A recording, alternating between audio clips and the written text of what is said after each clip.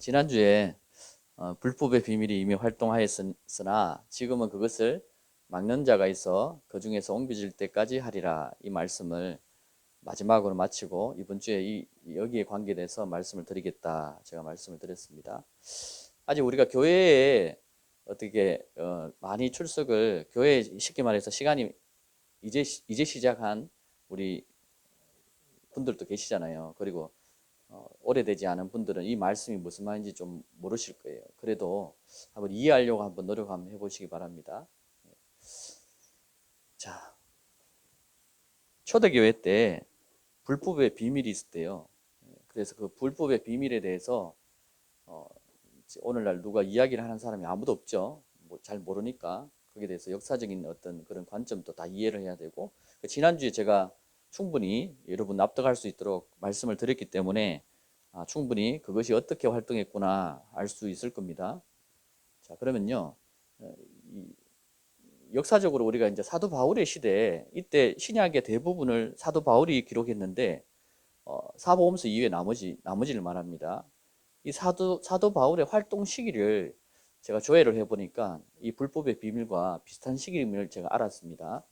여러분들도 아실 수 있을 거예요. 사도행전에 나타난 사도 바울은 30세 정도의 청년으로 이렇게 보입니다. 그가 부활한 예수를 다메섹에서 만난 후 주후 AD 48년경이라고 이렇게 기록되어 있습니다. 그때부터 그 미션, 하나님의 복음을 전하기 시작하는, 그러니까 주후라면은 예수 이후입니다. 예수 이후 48년경. 그리고 그 밑에 보면은 율리오라는 백부장 호위하에서 AD 60년경에 로마로 이제 가서 바울이 죽는, 그런 순교당하는 그런 일들이 일어나죠. 63년경에 옥에서 석방되고 64년경에 네로 황제 박해 때 67년경에 로마에서 처형됩니다. 그래서 목이 잘리는 그 일들이 일어나서 순교를 당하고, 목이 딱 잘릴 때 그 예슈아라는 이름을 외칩니다. 그래서 예슈아라고 예수를 말하죠. 이때 주 1세기 사람이다, AD 1세기 사람이다라고 우리가 이해를 해야 됩니다. 자, 그러면요, 48년경부터 그 다음 67년경, 요거를 집중해 주십시오. 48년에서 67년을 기억하십시오. 그러면은 이제 들어가겠습니다. 자, 성경에서 48년경과 67년 사이에 일어난 일들이, 비슷한 시기에 일어난 일들이 바울이 어떤 말씀을 여기에 관계돼서 설명을 하고 있는지를 성경을 보면은 데살로니가 후서 2장 7절에 불법의 비밀이 이미 활동하였으나 지금은 그것을 막는 자가 있어 그 중에서 옮겨질 때까지 하리라. AD 54년에서 56년. 데살로니가 전후서를 기록한 시기가 54년에서 56년입니다. 바울의 활동 시기. 바울이 거의 성경 서신서를 대부분을 바울이 기록한 것을 여러분들이 아실 겁니다. 자, 유다서는요. 자, 유다서 1장 4절에 볼게요. 여기에 보면은 AD 68년경입니다. 거의 바울의 마지막 시기죠. 그때도 동일하게 어떤 사람들이 몰래 들어왔다고 성경에 기록되어 있어요. 이는 어떤 사람들이 몰래 들어왔는데, 이 사람들이 어떤 사람이냐? 옛적부터 정죄를 받기로 정해진 자들이 교회 안으로 들어왔다는 이야기입니다. 경건치 않은 자들이라고 이야기하고요. 그들은 우리 하나님의, 여러분 있잖아요. 성경에서 경건치 않다 하면은 막 이 사람들이 다른 모양으로 봤을 때 이렇게 뭐라 해야 되나, 세상적으로 막 이렇게 아주 완전히 뭐 깡패같이 이런 모습이 아닙니다. 그래서 뭐 술 주중뱅이처럼 이런 모습이 아니고, 뭐 창녀처럼 이런 모습이 아니고, 우리와 같은 모습으로 교회에 들어오는 겁니다. 근데 사람들이 잘 모르죠. 왜? 잘 모르니까 다 받아들이는 거 아닙니까? 그죠? 그런 자들이 들어온 거예요. 그리고 그들은 우리 하나님의 은혜를 세교거리로 바꾸어 유일하신 주 하나님과 우리 주 예수 그리스도를 부인하는 자들이다. 유일하신 하나님을 부인하고 곧 우리 주 예수 그리스도를 부인하는 자들이다. 이거 AD 68년경. 유다스도 AD 68년경. 그 밑에 1정 4절에, 여기 지금 위에는 킹제임스고 밑에는 개역개정입니다. 제가 여기 조금 헷갈리는 것 같아서 여러분들에게 이 두 가지를 다 카피를 했습니다. 이는 가만히 들어온 사람 몇이라고 또 되어 있습니다. 여러분들이 읽는 성경에는 그들은 옛적부터 이 판결을 받기로 미리 기록된 자다. 경건지 아니하여 하나님의 은혜를 도리어 방탕한 것으로 바꾸고 홀로 하나이신 주제, 그러니까 유일하신 하나님, 여기에서는 홀로 하나이신 주제, 똑같은 말입니다. 주제 곧 우리 주 예수 그리스도를 부인하는 자 아니라, 그 뭐냐면은 개역개정에 오히려 정확하게 이야기하고 있어요. 여러분이 보는 성경에는 또 이렇게 이야기했습니다. 홀로 하나이신 주제 곧 뭐죠? 그분이 누구다? 주 예수 그리스도. 부인하는, 그러니까 주 예수 그리스도가 곧 홀로 하나이신 주제다. 이 이야기를 부인하는 자가 누구다? 가만히 들어온 형제고 경건치 않은 자다. 또 판결을 기록된 자다. 이렇게 이해를 할 수 있습니다. 자, 갈라디아서 2장 4절에 이는 거짓 형제들이 몰래 들어온 까닭이라 그들은 우리가 그리스도 예수 안에서 가진 자유, 우리의 자유를 엿보려고 가만히 들어와서 우리를 노예로 삼고자 함이더라. AD 52년에서 53년경. 갈라디아서에도 이런 기록들이 있습니다, 여러분. 모든 성경이에요. 고린도 전후서, 갈라디아서, 에베소서 이렇게 다 있습니다. 다 이렇게 어떤 형제, 어떤 선생, 가만히 들어온 자, 이렇게 몰래 들어온 자, 이런 자들에 대해서 언급하고 있는데, 여기에 대해서 지금까지 유튜브나 이런 데 보면 설교가 없어요. 여기에 대해서. 근데 제가 이렇게 찾아보니까, 역사를 찾아보니까 이게 이 시기에 이 이야기였구나, 충분히 이해를 할 수 있었습니다. 자, 요한일서 4장 3절에 예수 그리스도께서 육신으로 오신 것을 시인하지 아니하는 모든 영은 하나님께 속한 것이 아니니, 이 말씀 압니다, 그죠? 근데 AD 88년에서 90년경에 기록된 거예요. 요한 1, 2, 3서에. 그럼 이 이후에 비슷한 시기죠. 비슷한 시기에 점점 이 어떤 선생, 가만히 들어온 자, 몰래 들어온 자, 불법의 비밀, 이거와 관계된 이 사람들이 점점 활동이 커지고 있는 자예요. 이들은요, 어떤 자였냐면은 예수 그리스도께서 육신에 오신 것을 부인하는 자입니다. 누구냐면은 예수 그리스도는 누구시죠? 주 하나님, 그러니까 유일하신 주 하나님, 곧 우리 주 예수 그리스도. 유일하신 주 하나님이신 그 예수 그리스도를 육체로 오심을 부인한다는 말은 뭐냐면은 예수가 다른 예수로 이 땅에 오신 걸 이야기하는 거예요. 그러니까 구약의 그 하나님, 우리에게 말씀하셨던 그 하나님이 육신을 입고 온 자가 아니고 다른 예수, 하나님과 구약의 하나님과 지금 우리가 알고 있는 그 예수는 다른 분이다라고 이해하는 자들을 말하는 겁니다. 그것에 대해서 불법의 비밀이라고 하고 있고, 그것에 대해서 어떤 사람들이다, 몰래 들어왔다, 가만히 들어왔다, 이 이야기를 하고 있는 거예요. 이 지식은요, 여러분 금방 두르지 않습니다. 왜냐하면 기존에 계속 배워왔던 게 있기 때문에 이 계속 우리가 보면 우리 이 학문을 공부하다 보면은 계속 반복해야 되잖아요. 그것처럼 우리가 계속 씹어 먹어야 돼요. 그것을 소화할 수 있는 그런 능력이 있기 위해서 계속 먹어야 됩니다. 자, 요한 2서 1장 10절에 어떤 사람이 너에게 오는데요, 이 교리를 가지고 오지 아니하면 그를 집에 영접도 하지 말고 그에게 문안하지도 말라, 이렇게 이야기합니다. 이 교리가 뭐다? 우리 주 예수 그리스도, 유일하신 하나님이신 곧 그분이 바로 우리 주 예수 그리스도다. 그분을 주로 고백하고 그분의 말씀을 따라 사는 것을 교리라고 이야기합니다. 그 교리가 아닌 교리는 다른 교리입니다. 그것을 성경은 다른 진리라 이야기하고 다른 예수라 하고 다른 영이라고 이야기하죠. 자, 이는 그에게 무난한 자는요, 그의 악한 일들에 참여하는 자임이라.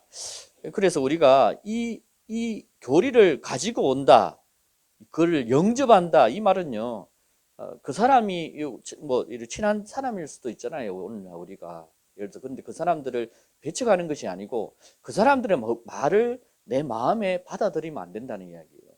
그 사람들의 말이, 그 사람들이 진리라고 하는 말을 내가 받아들이는 순간 나도 그와 합하는, 주와 합하는 자는 한 영이라 창기와 합하는 자는 창기와 한 영인지 너희가 깨닫지 못하느냐, 이런 이야기를 합니다. 그래서 우리가 다른 영을 받아들인다는 게 어떤 말이냐면은 예를 들어서 이렇게 불교에서 부처님이 어떻게 이렇게 이야기했는데, 부처가 이렇게 이야기했는데 그것을 옳다, 그것이 진리다라고 여러분들이 아멘하고 받아들이잖아요. 그러면은 그 영을 받아들인 거예요. 그래서 다른 영을 받아들인 거예요.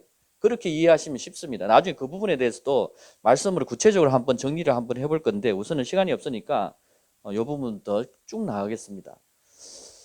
자, 디모데전서에 65년에서 68년 그 바울의 마지막 시기입니다. 죽기, 순교 당하는 그 마지막 거의 시점인데, 성령께서 분명히 말씀하시기를 마지막 때 어떤 자들이 믿음에서 떠난다고 되어 있습니다. 왜 이렇게 성경에서 계속 이런 이야기를 반복하고 있냐는 거죠. 비슷한 시기에. 이상하잖아요. 근데요, 어떤 자들이 떠나는데 무엇 때문에 떠나냐 보십시오. 미혹하는 영들이 있다고 이야기해요. 그리고 마귀들의 교리들을, 이 교리가요, 하나님의 교리가 아닌 것들은 어떤 교리다? 사람의 교리, 마귀의 교리에서 나왔다고 성경이 이야기하고 있는 거예요. 근데 이 마귀들의 교리들을 따르고 미혹하는 영들이다, 이렇게 이야기해요. 미혹하는 영이 뭐냐? 이 말이 영입니다. 제가 깨달은 게 뭐냐면은 내가 너희에게 이런 말이 영이다, 이렇게 주님이 이야기했어요. 그러면 주님이 이런 말이 아닌 다른 말은 뭐죠? 다른 영입니다. 그게 미혹하는 영이에요. 그것을 받아들이게 되면은 내가 미혹하는 영에 빠지는 것이고 막 그 미혹하는 교리에 빠진다는 그 이야기를 하고 있는 거예요. 그래서 4장 2절에 그들 자신의 양심이 화인으로 마비되어서 위선으로 거짓을 말하리라. 여러분 제가 이 이야기를 계속 하는 이유는 뭐냐면 이걸 종합해서 기억하시면은 딱 어떤 종교가 딱 떠오릅니다. 이 놀랍게도 그것을 여러분들이 이렇게 우리가 뭐라고 하죠? 이렇게 쭉 연상법으로 쭉 하다 보면 아 이게 뭐지? 이렇게 물으면은 아 그거구나 이렇게 여러분이 대답할 수 있으면 좋을 것 같은데 한번 제가 계속 풀어보겠습니다. 양심이 화인으로 마비되어 윗선으로 거짓을 말하는 자인데 혼인을 금하고 음식을 삼가라. 여러분 혼인을 갑자기 성경에 이런 내용이 나옵니다. 혼인을 금하고 음식을 삼가라는 말이 나옵니다. 전혀 이해하지 못하는 말들이 나와요. 저도 이 말씀도 제가 유튜브에 찾아봤죠. 찾아보니까 아무도 이 말씀에 대해서 설교한 사람이 없습니다. 근데 왜 하나님이 이걸 내한테 보여주는지 모르겠어요. 제가 이걸 찾다 보니까 이걸 보여주시는 것 같아요. 제가 이것을 말씀으로, 저는 말씀을 풀 때 모든 것에 하나님 말씀에 짝이 있다고 성경에 되어 있기 때문에 구약의 말씀을 신약에서 찾을 수 있고 신약의 말씀을 구약에 찾을 수 있습니다. 짝이 있으면 그것이 하나님의 확정입니다. 거의 확정인데 짝이 없으면은 그것에 대해서 풀으면 안 돼요. 그래서 짝을 제가 못 찾았어요. 못 찾고 계속 있다가 이제 기도하는 마음으로 주님 이게 무슨 뜻입니까? 라는데 갑자기 로마 카톨릭을 딱 생각이 탁 떠오르게 하시더라고요. 그래서 로마 카톨릭을 딱 찾아보니까 이야 놀랍게도 로마 카톨릭의 이 역사가 남아 있습니다. 1세기경의 로마 카톨릭에 이 혼인을 금하고 이 음식을 삼가라는 내용이 나오더라고요. 제가 그것을 딱 보고 이야 이게 불법의 비밀이 정확하게 일치가 되는 것을 제가 알았고 깨달았죠. 자, 그럼 그것에 대해서 한번 쭉 설명해 보겠습니다. 디모데전서 4장 4절 하나님께서 지으신 것은 모든 것이 좋은 것인데 감사함으로 받으면은 아무것도 버릴 것이 없다고 되어 있는데 이들은요 감사함으로 받기보다는 이제 금한 거죠. 혼인을 금하고 음식을 삼가라. 이 음식은 먹으면 안 된다. 저 음식은 먹으면 안 된다. 이렇게 이야기를 하는 거예요. 그래서 음식을 먹지 못하도록 육은 뭐 사람에게 고기는 좋지 않다 이렇게 이야기를 한다든지 그렇게 이야기를 한 거예요. 자, 그러면 그 내용을 쭉 가볼게요. 이는 하나님의 말씀과 기도로서 거룩하게 되므로 이 모든 것이 하나님 먹기를 다 먹을 수 있도록 그렇게 하신 것다 이 말을 하는 거죠. 내가 이런 것들을 형제들에게 깨우쳐 준다면 너는 내가 따르던 믿음의 말씀과 좋은 교리로 양육을 받아 예수 그리스도의 훌륭한 일꾼이 되리라. 여러분 여기에 보십시오. 우리가 예수님의 이렇게 제자가 되고 싶고 예수님의 훌륭한 일꾼이 되고 싶은 게 믿는 자들의 도리가 아닙니까? 근데 여기에 이렇게 일을 하고 있어요. 이런 것들을 형제들에게 깨우쳐 준다면 그러면 이런 것을 깨우쳐 줄 수 있으려면 어떻게 해야 되죠? 이게 뭔 내용인지 알아야지만 깨우쳐 줄 수 있잖아요. 그죠? 그러면 깨우쳐 준다면 내가 따르던 믿음의 말씀과 좋은 교리로 사람들이 양육을 받을 것이고 또 성장할 것이다. 그 이야기를 하고 있는 거예요.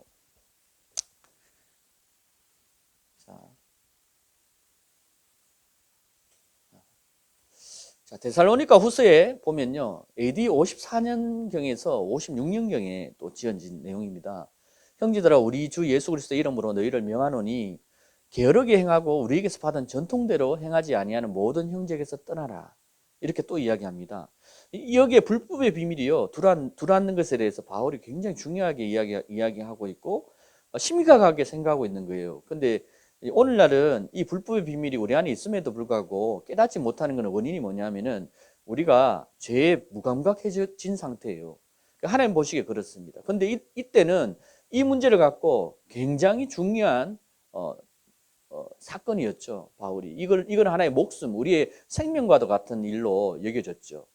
이때 이것 때문에 다들 죽었어요. 사도들이 다 죽고 유일하신 하나님과 그분 예수 그리스도 그분을 고백하는 그것을 고백하지 못하도록 하게 하는 영들이 들어왔고 그때 가톨릭의 로마 박해가 1억 이상의 사람을 다 죽인 겁니다.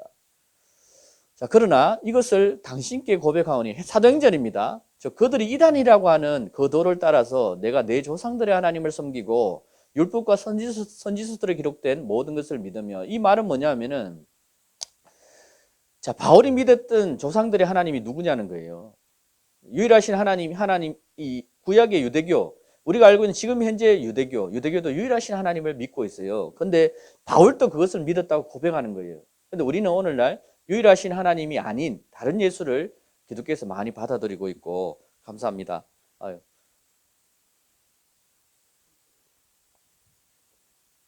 그것으로 인해서 유일하신 하나님을 바라보지 못하고 다른 예수, 다른 영으로 받아들임으로 인해서 주님께 떨어지는 일들이 일어나고 있다는 거예요. 그 이야기를 제가 하고 싶어서 여러분들이 말씀을 드리는 겁니다. 요한일서 2장 19절.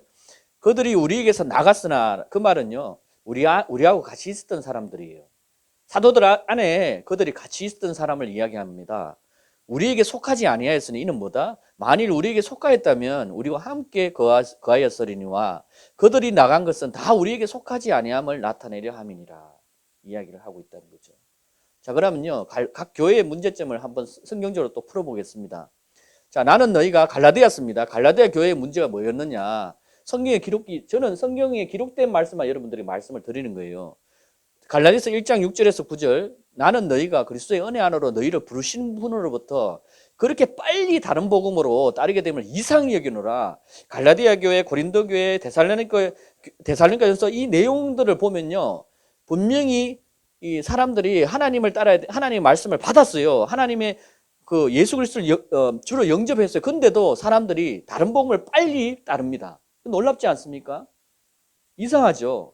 이 갈라디아 교인들에게 이야기하고 있는 거예요. 너희가 주 예수 그리스도를 영접했는데 왜 어찌하여서 이렇게 빨리 다른 복음을 따르게 되느냐, 이야기를 하고 있는 거예요. 믿는 자들에게 이야기를 하고 있는 겁니다. 근데 다른 복음은 있다 없다? 없다. 다른 복음은 없고, 다만 너희를 교란시키는 어떤 사람들이 있어서 그들이 그리스도의 복음을 어떻게 변개시키려 함이라. 이것을 바울이 이야기를 하고 있는 거죠. 갈라디아서 1장 8절 보십시오. 그러나 우리뿐 아니라 하늘에서 온 천사라도 우리가 너희에게 전한 것 외에 다른 복음을 전한다면 그는 저주를 받으리라. 이렇게 무서운 거예요. 하나님 보시. 이게 왜냐하면 우상을 섬기는 일이기 때문에 하나님 이것으로 인해서 죄 없다 하지 않을 것이다. 그래서 우리는 하나님을 아는 지식을 바르게, 그래서 영생은 이것이니 유일하신 하나님을 아는 것과 곧 우리 주 예수 그리스도를 아는 것이다. 이 말입니다. 그래서 그것을 우리가 놓치고 그것을 우리 주 예수 그리스도가 유일하신 하나님을 깨닫지 못하면은 다른 예수를 받게 되는 거예요. 다른 예수가 있다고 믿게 되죠. 오늘날처럼. 그래서 그것을 따르게 됩니다. 그래서 이게 너무나 중요한 진리다라고 여러분들이 말씀을 드리는 거예요. 우리가 전에도 했고, 자, 갈라디아서 여기 2장 4절에서 6절, 우리를 노예로 삼고자 하는 거짓 형제들, 이는 거짓 형제들이 몰래 들어온 까닭이라 그들은 우리 주 예수 그리스도 안에서 우리의 자유를 엿보려고 비밀리에 들어왔다. 우리를 노예로 삼고자 함이더라. 우리가 단 한 시간이라도 그들에게 복종하지 아니하였던 것은 복음의 진리가 너희와 함께 지속되게 하려는 것이라. 이 말씀을 하고 있는 거예요. 갈라디아서 2장 11절, 그러나 베드로가 안디옥에 왔을 때 그에게 책망할 것이 있기에 내가 그를 면박하였으니 유대인들도 그와 함께 위선을 행하니 심지어는 바나바까지 그들의 위선에 끌려가더라. 마침 나는 그들의 복음의 진리를 따라 올바르게 행치 아니하는 것을 보고 모든 사람 앞에서 베드로에게 이래 쭉 이야기하고, 이거는 지금 요 위의 내용과 조금 관계는 없는데 뭐냐면 복음의 진리를 사는 것이 이제 바울이 외식한 부분에 대해서, 베드로가 외식한 부분에 대해서 바울이 지적하는 그런 내용들입니다. 요거는 그냥 넘어가고요. 갈라디아서 2장 16절.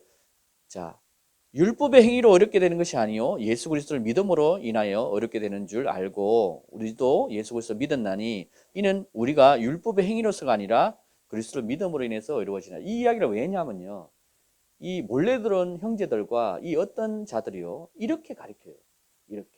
이런 식으로 가르칩니다. 율법주의로, 율법의 행위로 너희는 어렵게 된다. 손을 씻으라. 손을 씻어야지 깨끗하게. 우리 어제 CBMC 오전에 했었죠. 그러니까 자꾸 육신으로 보는 자들은 손을 씻고 뭔가 이렇게 행위를 해야 돼요. 그래야지 주님께 깨끗하게 나간다고 이야기하는데 주님은 그걸 이야기하지 않습니다. 너희 마음을 씻으라. 마음의 할례를 받으라. 내 마음을 정결하게 하라. 이런 내용들을 자꾸 이야기를 하는 거죠. 자, 고린도후서 57년에서 59년경입니다. 지어진 서신서인데, 이는 내가 경건한 질투로 너에게 질투를 느낌이라 내가 너희를 한 남편에게 정혼시키나니 이는 한 순결한 처녀로 너희를 그리스도께 바치려는 것이라. 자, 우리가 주님 앞에 나가는 것이 바울이 하나님 앞에 순결한 처녀로서 바쳐지기 위해서 내가 너희에게 복음을 전한다, 이 이야기를 하는 거죠. 그렇게 우리가 그리스도의 신부다라는 내용이 이런 내용입니다. 11장 3절 나는 뱀이 그의 관계로 이불을 속인 같이 너희 마음도 그리스도 안에 있는 단순함에서 부패하여 그같이 떨어져 나갈까 두려워하느라. 자, 이렇게 미혹의 영들이 들어오면요 우리가 떨어져 나가는 일들이 생깁니다. 이제 이브가 선악과를 딱 먹으니까 어떻게 되죠? 에덴 동산에 떨어져 나갑니다. 하나님과 점점 멀어지는 일들이 생기는 거죠. 죄를 지으면 지을수록 점점 더 멀어집니다. 처음에는 에덴 동산에서 잠깐 떨어졌다가 그 다음에 그들의 시로 인해서 아담의 시가 누구죠? 아벨과 가인. 또 가인이 죄를 지으니까 에덴 동산의 동쪽으로부터 또 멀어집니다.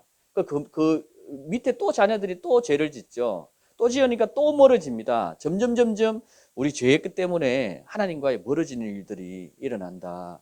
그래서 떨어지는 일들이 생긴다. 이렇게 떨어지는 겁니다. 죄 문제 때문에 우리가 떨어진다. 자, 그 다음에 11장 4절 만일 누가 와서 우리가 전파하지 아니한 또 다른 예수를 전파하는 자들이 이때 있었는 거예요. 너희가 받아들이지 않은 또 다른 영, 또 다른 예수, 또 다른 영 같은 이야기예요.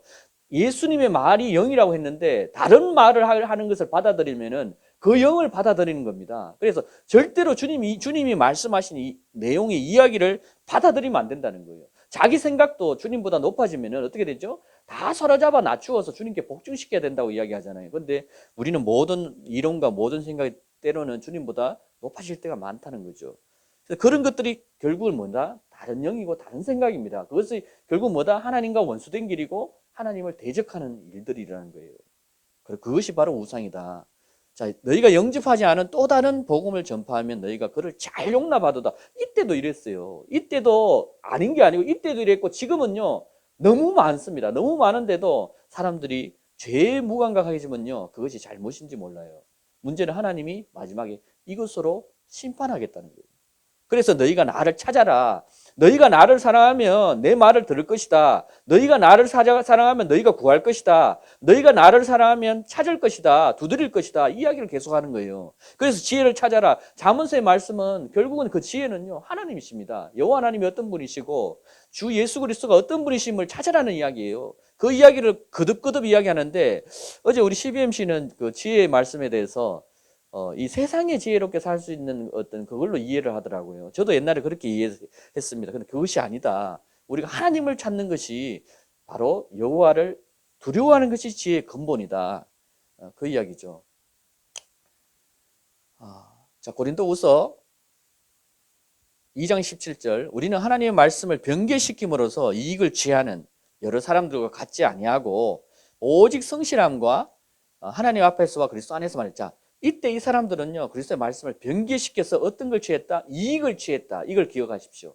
이익을 취했고 또 우리의 믿음으로부터 하나님을 아는 믿음으로부터 떨어지게 만들었다. 이 내용들입니다. 자, 그 다음에 고린도후서 11장의 제일 마지막에 보면요 내가 하고 있는 일들을 계속하리니 이는 기회를 찾는 자들에게서 그 기회를 끊어버리면서 그들이 자랑하는 그 일에 대해서 그들이 우리와 동등하게 보이게 하려 함이라. 그러한 자들은 거짓 사도들이요 기만하는 일꾼들이요 자신들을 그리스도의 사도로 가장하는 자들이다.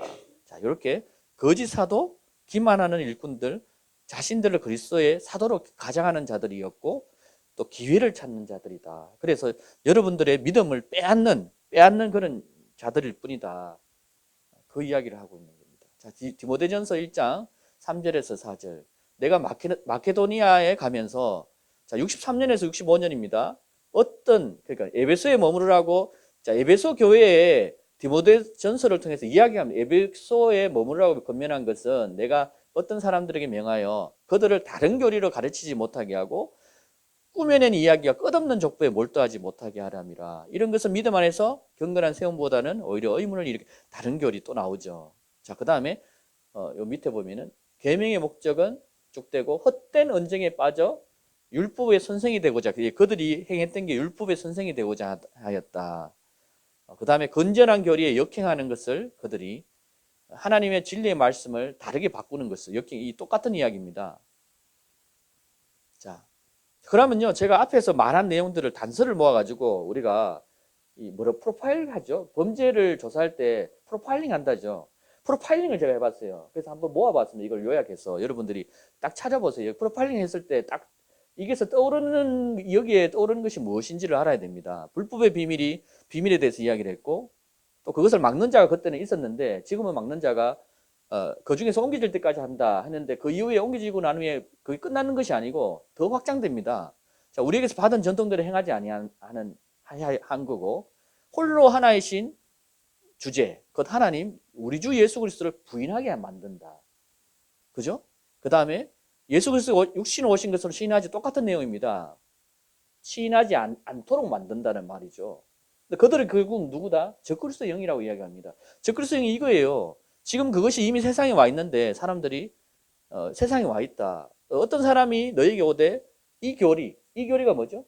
우리 주 예수 그리스도의 홀로 하나이신 하나님의 그 교리를 믿지 아니하고 믿지 아니하고 오히려 다른 어떤 사람들의 교리를 믿는다. 그 내용들이죠. 그에게 무난한다 한다. 그 말은 뭐다? 악한 일에 그 악한 일에 참여한다. 자, 마지막 때 자, 디모데전서의 4장 1절에서 6절 마지막 때 어떤 자들이 믿음에서 떠나는데 미혹하는 영들과 마귀들의 교리다. 이게요. 마귀들의 교리라고 이야기하는 거예요. 무서운 겁니다. 이게 다른 영이 마귀들의 미혹하는 영이라고 이야기를 하고 있는 거예요. 양심이 화인으로 맞고 위선으로 거짓을 말한다. 이들은요. 자, 혼인을 금하고요. 음식을 상가라고 명한다. 이렇게 이야기하고 있는 거예요. 자, 너희를 부르신 분으로부터 그렇게 빨리 떠나 다른 복음을 따르게 되면 이상히 여기노라. 다른 복음은 없나니? 쭉 제가 말씀드릴 거예요. 거짓 형제들이다. 자, 우리의 자유를 빼앗고 비밀리에 들어와서 노예로 산다. 노예가요. 야, 너 저거 해. 일의 노예가 아닙니다, 여러분. 말씀에서 순종하면요. 누구든지 그 죄를 지으면 그 죄의 순종하는 자의 종이 되는지 너희가 알지 못하느냐? 이 이야기입니다. 이걸 이야기하고 있는 게 이 성경을요. 이 영적인 말이라서 이 부분을 이해 못하면은 계속 종은 우리 그냥 부리는 종, 뭐 옛날 그런 종으로 생각하는 거예요. 그게 아닙니다. 이런 것들이다. 자, 그리고요. 건진한 교회 역행한다. 하나님의 말씀을, 진리의 말씀을 바꿨다. 이거는 제가 이사야서, 예레미야에서 여러분들에게 이야기하면서 수없이 이야기했지 않습니까? 이 거짓 선생들이 이런 자들이라고. 자, 그들이 과부들의 집을 삼킨다. 자, 그러면요. 지금 여기서 좀 헷갈리는 부분들이 좀 있을 거예요. 끝났습니다. 자, 하나 더 있습니다.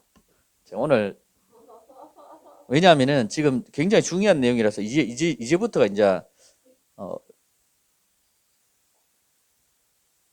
제가 마음에 하나님께서 딱 떠오르게 하셨는데 카톨릭에 대해서 찾아보라 이렇게 카톨릭이란 말이 딱 떠오르면서 찾아보니까 찾았던 내용들입니다. 이중섭 신부의 카톨릭 교리 제가 제 54강 신부와 사제 독신에 대해서 이야기를 유튜브에 제가 이렇게 URL 주소를 카피를 해놨는데 그 내용에 보니까 사제 독신 규정이라는 게 있는데요. 자, 아까 중에 뭐죠? 혼인을 금하고 음식을 삼가라고 명하니 어떤 자들이 그죠? 혼인을 금하고. 자, 이때 314년 안치라 교회회의와 320년 니케아 공회에서 미혼자들이 일단 성품을 받게 되면 결혼을 못하며 그 다음에 기혼자가 주교로 서품되면 그 부인은 수녀원에 들어가야 한다. 그러니까 우리 보면 천주교의 그 누구죠?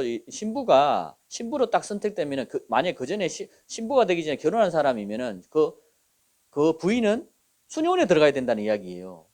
그래야지 합당하다. 그 내용을 이야기를 하고 있는 겁니다. 자, 이런 내용들인데 쉽게 말해서 4세기 말 이 교황은 사제들이 독신 생활을 해야 한다고 강력히 주장했다. 4세기 말이죠. 4세기 말에는 300년경입니다. 4세기 말이란 300년 말이죠. 380 몇 년 이렇게 이해하시면 되는 거예요. 사제가 독신 생활을 해야 한다고 규정했다. 이때부터 규정이 나왔죠. 근데 이때부터냐 한번 보겠습니다. 요즘 요 내용은요. 아까 저 URL 주소를 그대로 제가 안에 내용을 카피했는 겁니다. 자, 알렉산더 3세 교황이요. 남편이 사제품을 받으려면 아내의 동의가 있어야 하고 아내에게는 정결을 지키도록 했다. 1545년 열린 사제 독신 제도를 재차 규정했다. 오늘날 또 같은 사제 독신제가 보편교회법으로 명시된 것은 1917년이었는데요. 자, 보십시오. 가톨릭교회 성직자들의 독신 규정은 어떻게 돼요? 가톨릭교회 2000년 경험에서 나온 것이다. 이렇게 되는 거예요. 2000년이면 뭐죠? 1세기경입니다. 여러분, 이해되시나요? 그러면 이게 이 독신 혼인을 금하라는 게 이때부터 이 사도 바울이 활동되는 그 시기부터 나왔는데 결국은 그 시기에 이야기라는 거죠. 자, 그 다음엔요, 음식을 금하라 이렇게 또 있죠. 혼인을 삼가고 음식을 금하라. 음식을 금하라. 그 내용에 보면은 그럼 음식은 뭘 금했을까? URL 줘서 저기 있는데요. 그 내용 중에 제가 내용을 발췌해 보니까 이 카톨릭에서 나오는 게 연중 모든 금요일에는 대축일 중에 어느 날과 겹쳐지지 아니하는 한육식 또는 주교의 규정에 따른 다른 음식을 자제하는 금육제가 있었답니다. 금육제. 자, 제수요일과 성금요일이 있는데요. 제수요일과 우리 주 예수 그리스도께서 순환하시고 죽으신 성금요일에는 금육제와 금식제가 지켜져야 된다고 그때 규정을 이들이 했습니다. 자, 14세에서 60세까지 금식제 법률을 지켜야 된다고 가톨릭에서는 이때 이야기를 했고요. 자, 그러나 영혼의 목자들과 부모들은 미성년자들이기 때문에 금식제와 금육제를 지킬 의무가 없는 이들도 참된 고행의 참 의미를 깨닫도록 보살펴야 된다. 좋은 말을 계속해서 사람들 따르게 하죠. 고해성사를, 근데 이 성경에 없는 이야기입니다. 이런 내용으로 주 예수 그리스도를 따른다는 내용이 없어요. 이렇게 사람들을 이렇게 이야기를 하는 거예요. 그러니까 이게요, 미혹이라는 게 이렇게 보이도록 막 우리를 미혹하는 그 미혹이 아닙니다, 여러분. 그렇기 때문에 사람들이 다 넘어가는 거예요. 고해성사를 집전하다 보니까 가끔 이렇게 고백하는 신자들이 있습니다. 신부님 소제와 대제를 지키지 못했습니다. 여기서 소제는 금육제이고 대제는 금식제입니다. 혹은 단식제. 자, 왜 이런 이야기를 자꾸 하느냐? 이런 이야기하고 우리와 뭔 상관이야? 이게 너무 중요한 이야기인데 아직 우리가 깨닫지 못하는 분들은 조금 기다리시면 됩니다. 조금 기다리시고 지나가면은 나중에 이 깨달을 때가 옵니다. 그래서 오늘 주제는 이렇게 초신자들에게는 처음 시작 믿음을 믿는 자들에게는 전혀 뭔 말인지 이해하지 못할 수도 있습니다. 그러니까 그 부분은 조금 이해를 해주시고 넘어가 주시면 좋겠습니다. 자, 그 다음에 자, 그리스도인들이 금육과 단식을 지켜야 하는 이유라고 이때 가르쳤는 게 뭐냐면은 예수 그리스도의 희생을 기념해서 그분의 고통에 동참하는 것이다. 맞는 말이죠. 자, 그러므로 우리는 금육제와 금식제를 지키면서 하나님께 대한 사랑과 헌신의 마음을 드려야 한다. 다 맞는 말입니다. 근데 이 가르침은요, 주님으로부터 나오지 않았다는 거예요. 중요한 거는. 자, 좀 더 들어가 볼게요. 한국 천주교 사목 지침서 제136조에 의하면 금식제와 금육제는 모든 신자는 인류 구원을 위한 그리스도의 순환에 동참하고 자신과 이웃들의 각종 제약을 보속하는 정신으로 금육제와 금식제를 지켜야 한다. 이 내용을 하고 있습니다. 자, 오늘날 또 천주교에서 금육제가 있는가 봐요. 그래서 오늘날 이 그리스도인들이라는 것은 천주교를 말합니다. 그리스도인들이 지키는 금육제란 60고기의 음식을 금하는 것이다. 이렇게 이야기하죠. 자, 물론 오늘날 이 건강 문제 때문에 60고기에 대해서 이 기름진 고기를 먹는 것을 요새 뭐죠? 힐링이라는 이런 이름으로 금하는 것은 사실입니다. 그것이 또 필요하죠, 지금은. 근데 그 당시에 이 금육제라는 이름으로 벌써 시행이 되어 있는 겁니다. 시행이 됐는데 그때는 우리 몸이 그런 거하고 상관없이 지금 이제 오늘날 이렇게 공기가 나빠진 거 상관없이 이걸 진행한 거예요. 그리스도교에서는 이러한 정신으로 자 보십시오. 초대교회 때부터 이렇게 돼 있습니다. 초대교회 때부터 금요일에 금육하는 것을 지켜왔습니다. 자, 혼인을 금하고 음식을 폐하라 명하니 이것은 우리가 감사함으로 받으면은 말씀과 기도로 감사함으로 받으면은 하나도 버릴 것이 없나니 이거 다른 교리라 이런 것 가지고 다른 교리라 이야기하는 거예요. 바울이 이 연관되어 있다는 거예요. 단식 그 이야기입니다. 자, 바울이 말한 음식을 삼가라 폐하라 하는 말이 초대교회 때부터 시작됐다. 그래서 제가 이 두 부분을 이렇게 말씀으로 이렇게 관계된 역사적인 관계된 이런 부분으로 찾아서 여러분들에게 지금 말씀을 드리는 겁니다. 가톨릭 교리 중에 연옥에 대한 교리를 여러분들에게 말씀을 드리겠습니다. 연옥과 죽은 자를 위한 기도가 있는데 가톨릭은요 베드로부터 시작했잖아요. 가톨릭 교회 성당이 제1대 교황이 베드로라고 합니다. 1대 교황이. 근데 베드로부터 해서 그 다음 2세, 3세 쭉 넘어오고 있는 게 가톨릭 교회인데 이 가톨릭의 사람들은요 이 이름을 받죠. 무슨 이름이라 하죠? 뭐 세례명 이름을 받잖아요. 그럼 누구 이름을 받습니까? 다 성인들이라는 이름을 받습니다. 거기에 베드로도 있고요. 세례 요한도 있고 다 있습니다. 그래서 그 이름을 받는 이유는 뭐냐면은 그들이 이 주님의 날에 행했던 그 시절에 예를 들어서 치유가 많이 일어나는 베드로다 하면은 베드로를 붙들어서 기도를 합니다. 치유가 일어나도록. 그런 어떤 고해성사, 아니 그 성품을 받는다 해야 되나? 그런 것들을 많이 봤습니다. 누구 또 심지어 지금 여자분들도 많죠. 마리아도 있고 뭐 다 있죠. 그 성인들이 한두 명이 아니잖아요. 수백 명이 되는 걸로 제가 알고 있습니다. 제가 거기에 대해 관심은 없기 때문에 그것까지 다 체크할 필요는 없어서 안 했고, 어쨌든 이렇게 따른다는 거죠. 한번 말씀을 다시 한번 보겠습니다. 마지막 때 어떤 자들이 믿음에서 떠나는데 미혹한 영들과 마귀들의 교리다. 양심으로 화인을 말해서 윗선을 거짓을 말한다. 자, 과부들의 집을 삼키는데요. 남들에게 보이고자 길게 기도한다. 이런 내용들을 하고 있습니다. 그럼 연옥교리에 대해서 한번 보겠습니다. 연옥교리가 뭐냐면은, 자, 일반인들에게 받아들여지면 그때부터는 종교의식을 통한 사제들의 중재를 거쳐야 하기 때문에 세계 곳곳에서 과부들의 집을 삼키는 일들이 일어난다. 사랑하는 죽은 자의 불면의 행복을 바라는. 그러니까 우리가 사람이 죽으면은 어떻게 되죠? 사제들을 통해서 반드시 어떤 가톨릭 사제들을 통해서 어떤 그 일들을 뭐 집행하고 이런 일들을 행하는 거예요. 슬픔에 잠긴 사람들의 애처로운 마음을 팔아먹는 짓이다. 과부들의 집을 삼키는 이 이야기에 대해서 하고 있는 거죠. 연옥교리. 죽은 자를 위해서 기도하고 이 죽은 자를 위한 기도가 결국은 연옥교리하고 관계되어 있고, 이 교리를 따르게 되면은 과부들의 집을 삼킨다. 과부는 누구죠?